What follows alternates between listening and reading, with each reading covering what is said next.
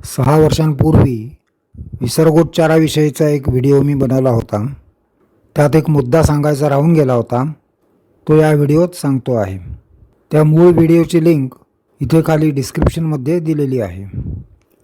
तर आता राहून गेलेला जो भाग आहे तो असा: विसर्गापुढे कठोर व्यंजन आणि त्यानंतर लगेचच श, श किंवा स आला तर त्याचा जिव्हामूलीय किंवा उपध्मानीय उच्चार करू नये.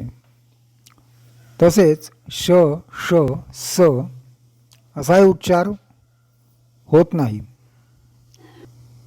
तिथे केवल उच्चार करावा, म्हणजे चरणांतीला सामान्यपणे जसा होतो तसा. उदाहरण बघूया. पुरुष क्षेम, अध क्षोणी, अद्भि सातम, कुटिल सरती. या शेवटच्या उदाहरणामध्ये विसर्गाचा स झाला असता, पण तसा इथे होणार नाही, कारण तसा उच्चार करायलाही अवघड आहे.